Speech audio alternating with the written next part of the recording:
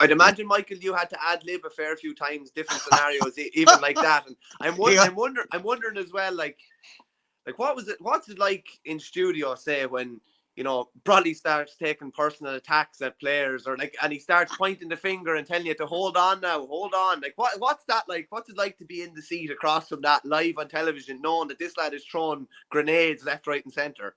I used to, after a while with Brolly, I used to insist that Brolly was sat beside me as opposed to Colm O'Rourke or Pat Spillane. And we used to put Colm out on the edge, the furthest away from me in the studio.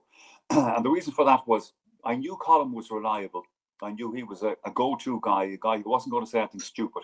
I kept Brolly in the seat beside me, simply so that I could hit him when I needed to. And it was as simple as that. You know, not necessarily hit him on air, but hit him off air. And that's just the way it worked. You did what you had to do, like to just try and kind of. It was one of those strange things, Michael, where you were trying to form a balance between keeping control of the situation, but at the same time knowing that the crack in the studio, and even if it was controversial at times, either on the football or the hurling or whatever, that this is what the audience wanted to see.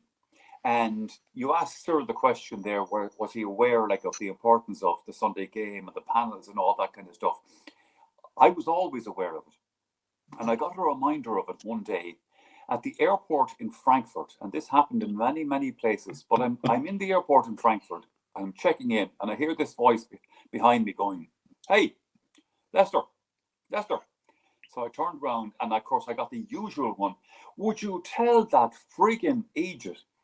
And of course he went on a diatribe with one of the panelists that I won't mention, but he says, "Will you tell that fucking idiot Brolly anyway?"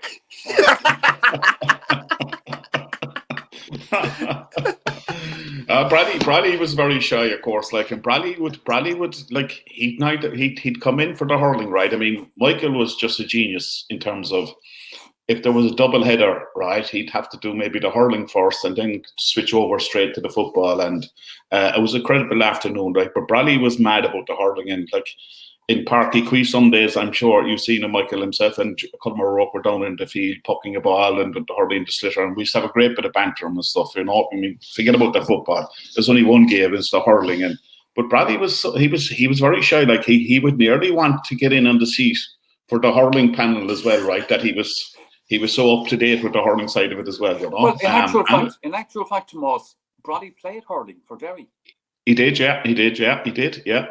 sure did. Yeah, he loved the game as well. Like it was fantastic. Yeah, it was fantastic. But that he was very sharp and intelligent. Down in Thurles, we were on the, and like Tomas said, Brolly and Colm O'Rourke were on the football side of it, but we had a hurling match first, so they weren't due on the program until later on. So they were kind of taking their time going down, and they stopped for a bit of breakfast someplace along the way and all the rest of it. And I think neither of them fully realised like the size of a Munster final in Thurles is just unreal. Yes. Above any other hurling championship, either in Croke Park.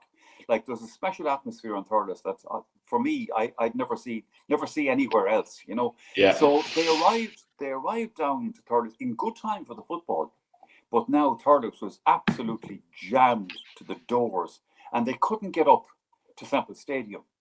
So O'Rourke did the obvious thing. He saw a guard and let down the window, and you know, using the thing that he reckoned he was going to be recognised and all that kind of thing, he said to the guard, he says, "What's the quickest way up to the pitch?"